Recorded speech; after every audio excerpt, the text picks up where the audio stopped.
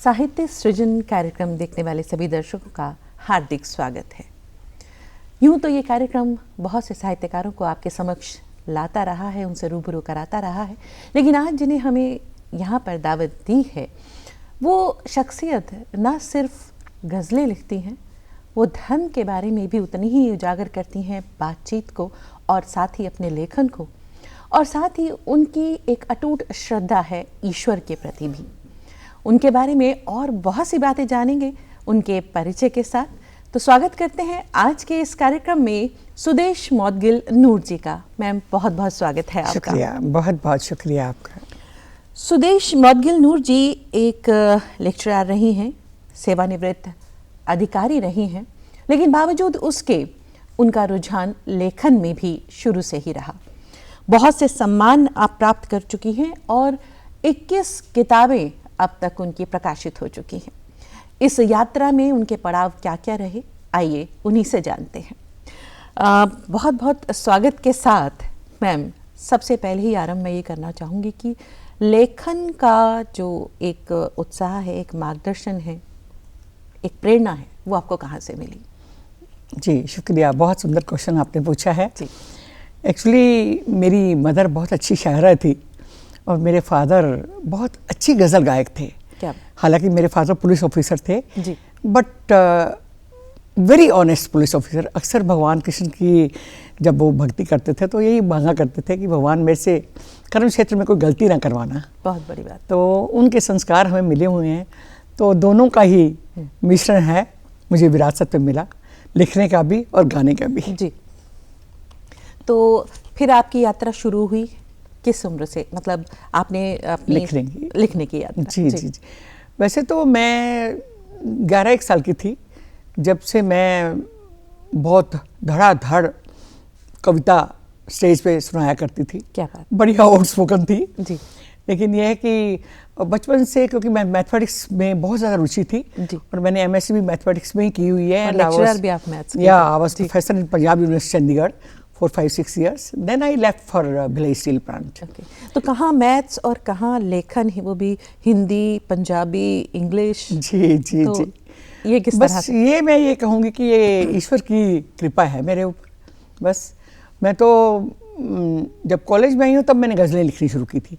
तो मेरे एक प्रोफेसर थे, थोड़े ओल्ड थे, ही वाज अराउंड 55 ईयर्स। काफ़ी शौकीन थे वो गज़लें लिखने के। उनको जब मालूम हुआ कि हम भी थोड़े शौकीन हैं गज़लें लिखने के, तो उन्होंने एक बार हमें एक मिसरा दिया। मिसरा क्या था? कैसे ना करें हम गिला अपने नसीब से, ये मिसरा था। क्या बात। और इस पर हमें गज़ल लिखनी थी। जी। तो मुझे जी उस पर मैंने गज़ल लिखी थी, जिस गज़ल पे मुझे शायरा का खिताब मिला था। तो उसका कुछ एक आधा शेर हमें सुना दें आप। और फर्स्ट प्राइज भी मिला मुझे इसके। तो लीजिए, मैं आपको वो गज़ल सुनाती हूँ। जी। बहुत ही प्यारी गज़ल है, लोग अक्सर अभी भी मुझसे फरमाइश करते हैं उस गज़ल की। जी। कैसे ना करें हम गिला अपने नसीब से, कैसे ना करें हम गिला अपने नसीब से, कल अजनबी से बन के वो गुजरे करीब से, कैसे ना करे हम गिला। 1-2 शेर सुनाऊंगी आपको क्योंकि बहुत लंबी गज़ल है। जी। पलकें बिछाए बैठे थे हम उनकी राह में, पलकें बिछाए बैठे थे हम उनकी राह में, कैसे मगर बताते उस खुश नसीब से, कैसे ना करें हम गिला। अगला शेर सुनिए। जी। हमको हजारों लोग मिले इस जहान में, हमको हजारों लोग मिले इस जहान में, सब चेहरों में बस वो ही लगे थे हबीब से, कैसे न करें हम गिला अपने नसीब से, कल अजनबी से बन के वो गुजरे करीब से, कैसे ना करें बहुत हम गिला। तो इस गज़ल पे हमको शायरा का खिताब भी मिला था और साथ में फर्स्ट प्राइज़ भी मिला था। बहुत बहुत बहुत आपको आज भी हमें शुभकामनाएं देने का जी करता है, क्योंकि ना सिर्फ आपकी लेखनी में वो दम है, बल्कि आपकी आवाज़ में आज भी वही सोच बरकरार है। जी शुक्रिया। बहुत वैसे मैं 74 इयर्स की हूँ इस वक्त। मैम आप अगर ऐसा ना बताएं तो हम कतई मानने को तैयार ना हो। नहीं, लेकिन आपको बताने में कोई वो नहीं, गुरेज नहीं है। ईश्वर आपको लंबी उम्र दे और इसी तरह से आपकी लेखनी आगे बढ़ती रहे।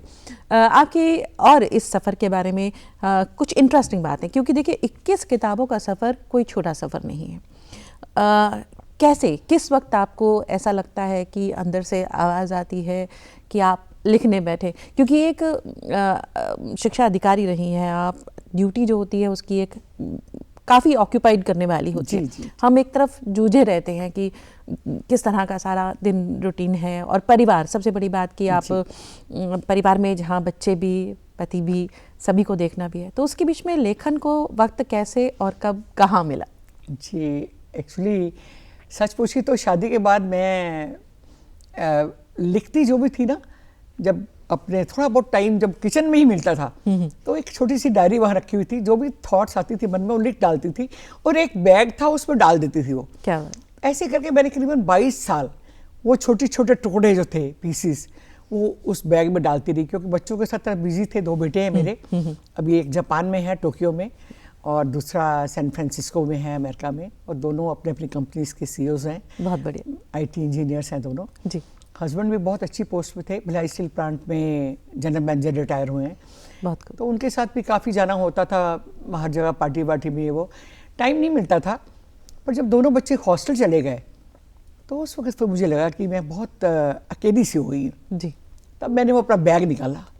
बैग ना कहें उसे तो अलादीन का चिराग कहें। अलादीन का चिराग कह लीजिए। क्योंकि वहाँ से आपकी यात्रा आरंभ हुई लगती है। तो वो बैग निकाला, और उस बैग में जब वो चिंदियाँ मिंदियाँ जोड़ी जी, तो उससे 3 किताबें बन गई। क्या बात। एक देशभक्ति गीतों की, एक गज़लों की जी, और एक भक्ति गीतों की। बहुत सुंदर। तो लेकिन मैं उसको पब्लिश करवाऊंगी ये तो मैंने सोचा ही नहीं था जी। क्योंकि मैथमेटिक्स वाली मैं और लोग क्या कहेंगे ये सोच के मैंने पब्लिश करवाने के लिए नहीं सोचा। लेकिन दोस्त वगैरह जितने थे हमारे वो अक्सर मेरी शायरी वगैरह बहुत अप्रिशिएट करते थे। आप सुनाया करती थी? जी हाँ, महफिल में सुनाया करती थी अक्सर। जी जी। तो उन्होंने कहा कि नहीं हम तो पब्लिश करवाएंगे।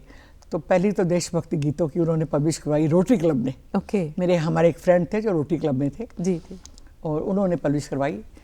मैंने उनको बोला भैया इनकम भी आप रोटरी क्लब को ही दे दीजिए, मुझे नहीं चाहिए कुछ भी। दूसरी बुक गज़लों की जो थी वो हमारे इस क्लब ने कराई पब्लिश। तो बहुत से दोस्त कहा करते थे भाई हमें शायरी, आप तो यहाँ रिटायर होकर चली जाएंगी तो फिर हम क्या करेंगे, कैसे हम आपकी शायरी सुनेंगे। तो फिर दूसरी बुक उन्होंने कराई। तीसरी मैंने अपने पेरेंट्स को डेडिकेट की थी, तो मैंने खुद करवाई थी।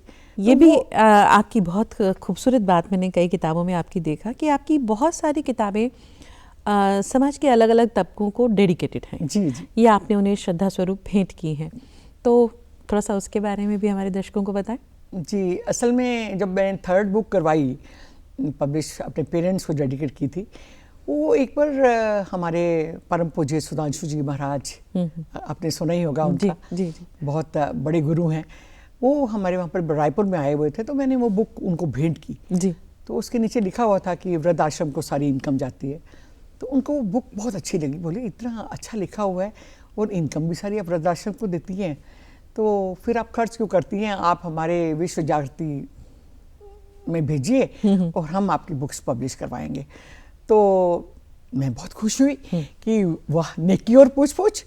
और मैं उनको मैंने 4 अपनी मैन्युस्क्रिप्ट भेजी और महाराज जी ने बहुत प्यार से वो चारों किताबें मेरी पब्लिश करवाई। क्या बात।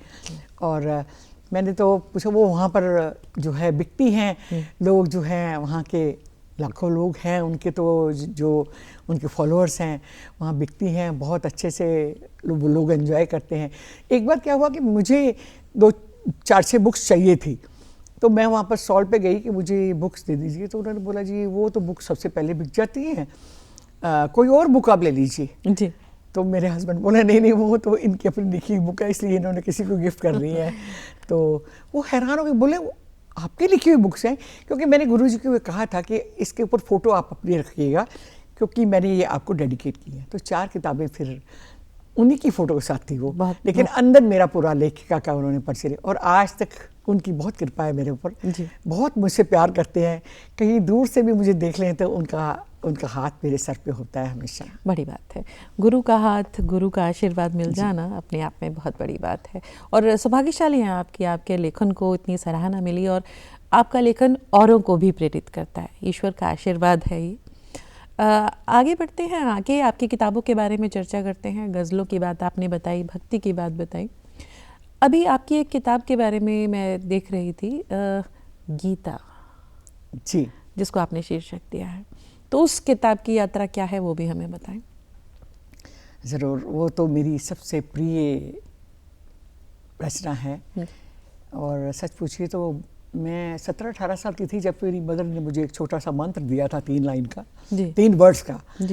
तो मैं काफ़ी लेट नाइट तक पढ़ती रहती थी, तो बोलते थे ये मंत्र पढ़ के सो जाया करो जी। तो मुझे वो आदत सी पड़ गई। बस वो इतने सालों में ऐसे लगता है कि रोज़ मैं मंत्र पढ़ के सोती थी, तो जब लेट नाइट तक जल्दी भी सोने की आदत पड़ गई तो तब भी 3 बजे मेरी नींद खुल जाती थी जी।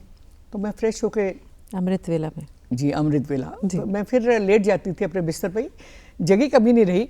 लेकिन मुझे लगता है कि अर्धजागृत अवस्था में जैसे होता था, तो उसी में मेरा कनेक्शन जो है ना कभी कभी ऊपर लग जाता था कृष्णा के साथ। जी, कृष्णा के साथ। बचपन से मेरे फादर कृष्ण भक्त हैं, मैं भी कृष्ण भक्त थी जी। बस कनेक्शन हो जाता था। तो जो भी थॉट्स आती हैं वो थॉट्स मैं लिखती थी। ऐसे बहुत सारी गज़लें भी लिखी गई। सच पूछे तो जो भी लिखा है भगवान ने खुद ही मेरे से लिखवाया है, मैंने बैठ के कभी नहीं लिखा। मेरे तो वो हस्बैंड पूछा करते थे कि तुम कब लिखती थी जब बुक्स पब्लिश हुई थी? मैंने कभी लिखते हुए देखा नहीं है। तो उनको बोलती थी लिखाने वाला वो है। तो ऐसे ही 2010 में मेरे को बहुत मन में आया कि मैं गीता पढ़ूं। मैंने कभी गीता पढ़ी नहीं थी जी। मैंने गीता जब पहला श्लोक पढ़ा संस्कृत में, तो मैंने कहा भगवान तेरी गीता कौन पढ़ेगा, किसी को संस्कृत आती नहीं है और फिर इतनी कठिन है ये। ऐसे कर करके मैंने 700 दिन में 700 श्लोक की व्याख्या पढ़ ली, लेकिन 700 बार भगवान को शिकायत भी कर दी कि तेरी गीता तो कोई नहीं पढ़ेगा क्योंकि बहुत कठिन है। ईजी होती तो कोई पढ़ता। तो जब मेरे 700 श्लोक वो पूरे हो गए तो मैं देखती हूँ कि रात को मुझे ऊपर से आकाशवाणी आ रही है और मैं गीता लिख रही हूँ, पहला अध्याय। मैं बड़ी हैरान थी। सुबह उठ के मैंने अपने हस्बैंड से बताया, तो बोले हाँ हो सकता है तूने इतना कुछ लिखा है तो। और फिर मैं जब मंदिर में जोत जलाई तो मेरे सब कुछ वो पूरा पहला अध्याय जो मेरे सपनों में लिखा था वो मेरी आंखों के सामने आ गया। जो आंखों के सामने स्क्रीन आती है उसमें आ गया। मैंने जल्दी से नोट कर लिया। दूसरे दिन दूसरा अध्याय, तीसरे दिन तीसरा अध्याय, ऐसे करके 18 दिन लगातार 18 सपनों में मेरे को 18 अध्याय आए। और आप हैरान हो गए जब इसकी मैंने पब्लिश करवाई तो मुझे ये पब्लिशर ने कहा कि आप जो मांगोगे हम आपको देंगे। मैंने कहा भाई मुझे कुछ नहीं चाहिए, आप खाली इसको पब्लिश करवाओ, प्रचार करो, मैं तो आपसे खरीद के लूँगी, मुझे फ्री में कमाना नहीं है। हाँ, मैंने इससे कुछ कमाना नहीं। मैंने आज तक किसी बुक से कमाया नहीं, क्योंकि भगवान की कृपा से लिखती हूँ तो सब मैं ओल्ड एज होम्स को ही डेडिकेट की हुई हूँ। और बस ऐसे करके मैं आज तक 50,000 गीता कम से कम बढ़ चुकी होगी। और बहुत प्रचार हुआ है। दूर दूर से मुझे फ़ोन आते हैं लोगों के कि मैडम आपकी गीता तो पढ़ने से हमें जो है नींद की गोलियां हमारी छूट गई हैं। तो बहुत दूर दूर से फ़ोन है, मुझे बड़ा अच्छा लगता है। प्रभाव तो है, जो ईश्वर की वाणी है, जो ईश्वर की कही हुई चीज़ है। वो मुझे कहते हैं आपको प्रणाम, तो मैं उनको बोलती हूँ भाई प्रणाम जो है वो कृष्ण भगवान को करो, क्योंकि मैंने तो एक अक्षर भी नहीं लिखा। तो आप उसमें से हमें थोड़ा सा कुछ सुनाना चाहेंगे? जी जी, मैं ज़रूर आपको उसके पहले अध्याय का, जब आपको नॉलेज तो होगी गीता की कि ये जो संजय जो मंत्री थे धृतराष्ट्र के, जी, उनको दिव्य दृष्टि दी गई थी कि तुम युद्ध जो है, युद्ध क्षेत्र का सारा हाल बताने के लिए वो बता रहे हैं। तो उसी से शुरू होता है ये। तो पहले अध्याय में ये आता है, धृतराष्ट्र बोले संजय से युद्ध भूमि का हाल सुनाओ। धृतराष्ट्र बोले संजय से युद्ध भूमि का हाल सुनाओ, कुरुक्षेत्र में कौन कौन है, संजय मुझको सब बतलाओ। संजय बोले पांडवों की व्यूहरचना युक्त सेना है खड़ी, दुर्योधन ये देख रहे हैं आगे अब निर्णय की घड़ी। तो ऐसे करके उसी में कृष्ण की सेना भी है, अब तो मेरी ही सेना के साथ, कृष्ण है केवल रथ के सारथी, अब ना होगी मेरी बात। तो उसमें फिर बाद में कृष्ण को कहते हैं, अर्जुन कहते हैं कि मुझे युद्ध क्षेत्र में ले जाइए, मैं देखना चाहता हूँ कि कौन कौन खड़ा हुआ है मेरे सामने लड़ने के लिए। तब भगवान उसको युद्ध क्षेत्र में लेके जाते हैं। तो वासुदेव भी रथ को लेकर पहुंचे बीच मैदान में, अर्जुन सबको देख रहे हैं आए सब पहचान में। देख के अपने भाई बंधु अर्जुन कुछ घबराए हैं, सोच रहे हैं क्यों हम लड़ने, अपनों से ही आए हैं। तो वो ये सब बोल के बहुत दुखी हैं। तो एंड में बोलते हैं कि भगवान को बोलते हैं, सुख के लोभ में कुल को मारूं मुझे समझ नहीं आता, सुख के लोभ में कुल को मारूं मुझे समझ नहीं आता, मैं ना चाहूँ ऐसा सुख, प्रभु ये सुख मुझे ना भाता। बस उसके बाद में शीतल हुए अंग मेरे, मुख मेरा सूखा जाता है, अपने ही कुटुंब को मार के कैसे कोई सुख पाता है। अर्जुन बोले युद्ध नहीं मुझे करना, केशव करिए माफ। रथ के पिछले भाग में बैठे अर्जुन रखकर हाथ पे हाथ। तो यहाँ पे पहला अध्याय खत्म होता है। तो ऐसे ही इसके 18 अध्याय हैं। सरल शब्दों में आपने बहुत सरल शब्द है। भगवान ने कहा कि तुम हमेशा गिला करती है, बहुत मुश्किल है, मैं तो सरल शब्दों में लिखवाता हूँ। और ये मेरी गीता जो है 2-3 चैनल में चल रही है। मैंने गा के चैनल्स में, खासतौर पे कोरोना पीरियड में लोगों ने मुझे बहुत रिक्वेस्ट की थी कि आप इसको डालिए, तो हम उसको सुनना चाहते हैं। बहुत सुंदर। तो ऐसे बस प्रभु की कृपा है ये सब। जी जी, ये तो आपने सही बात कही।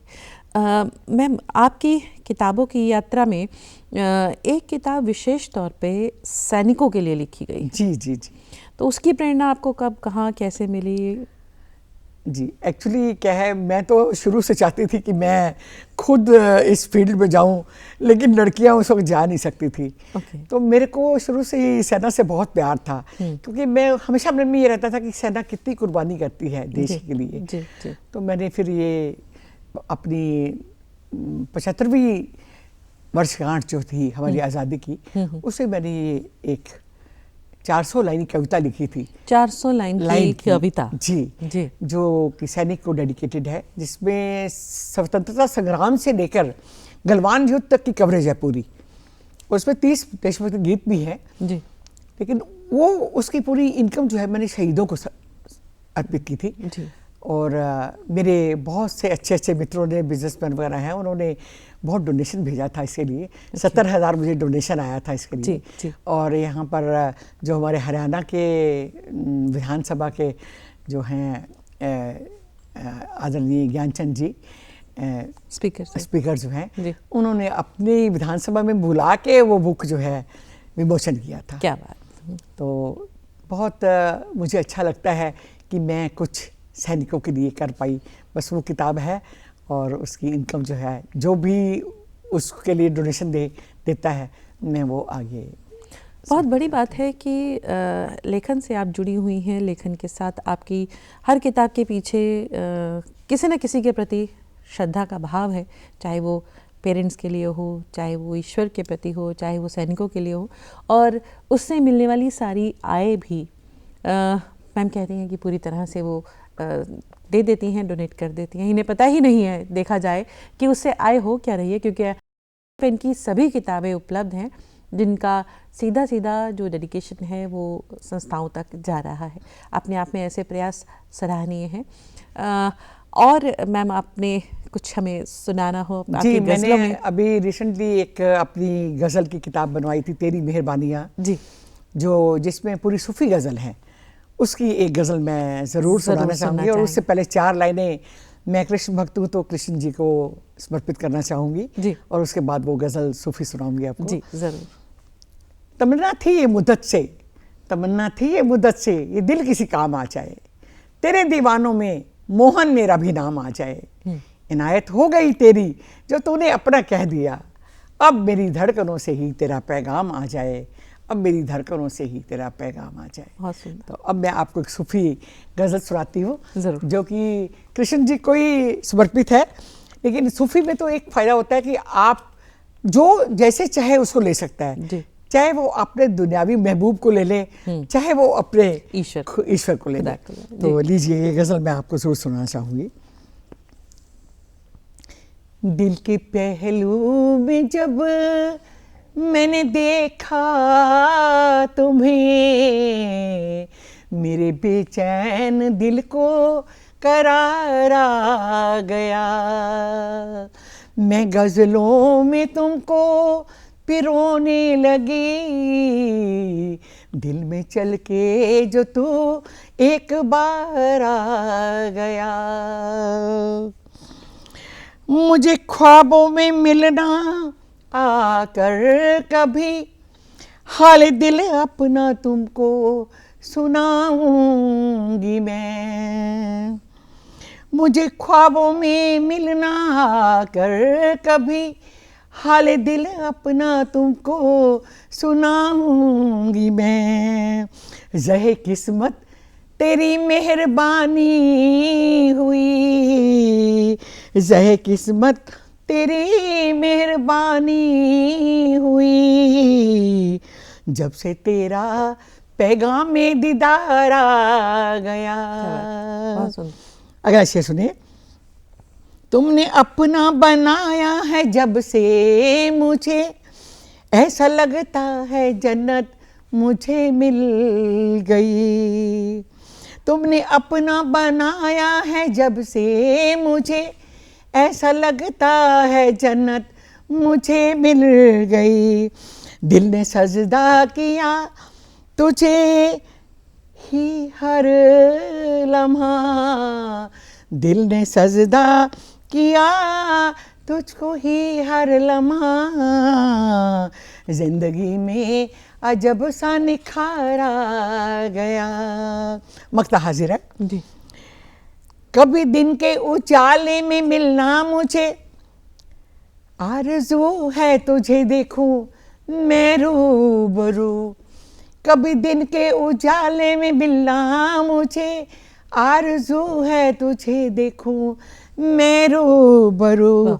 सारी दुनिया से कह दूंगी मैं राज़े दिल, सारी दुनिया से कह दूंगी मैं राज़े दिल। नूर मिलने मुझे मेरा यार आ गया, नूर मिलने मुझे मेरा यार आ गया। दिल के पहलू में जब मैंने देखा तुम्हें, मेरे बेचैन दिल को करार आ गया। मैं गज़लों में तुमको पिरोने लगी, दिल में चल के जो तू एक बार आ गया। शुक्रिया बहुत बहुत। बहुत ही खूबसूरत। ईश्वर ने आपको जितनी खूबसूरत लेखन की क्षमता दी है, उतनी ही खूबसूरत और मीठी सुरीली आवाज़ भी। जी शुक्रिया बहुत। ये आपकी धुनें, ये आपके गीत, ये आपके गज़ल यूं ही गूंजते रहें और इसी तरह आपकी कलम चलती रहे, हम यही कामना करते हैं। शुक्रिया। बहुत खूबसूरत होता है वो सफ़र जिसमें हमराज और हमरा साथ होते हैं ज़िंदगी के लंबे सफ़र तक। आप खुशकिस्मत हैं कि आपका परिवार, आपके पति और आपके मार्गदर्शक आपके साथ हैं, आपके दोस्त आपकी प्रेरणा बने हैं और आप आगे का सफ़र भी लगातार अपनी लेखनी के साथ। मैं आपको अपने परिवार की फ़ोटो दिखाना चाहती हूँ।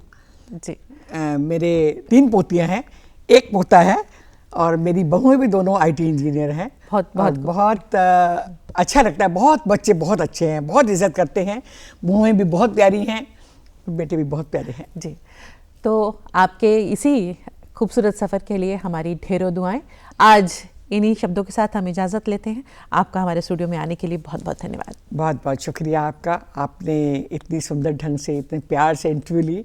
मैं भी आपका बहुत शुक्रिया अदा करती हूँ और मैं डीडी चंडीगढ़ का भी बहुत शुक्रिया अदा करती हूँ कि उन्होंने मुझे ये मौका दिया कि मैं यहाँ आके अपने दिल के भाव आपके सामने रख सकूँ। जी, बहुत बहुत शुक्रिया। शुक्रिया बहुत बहुत।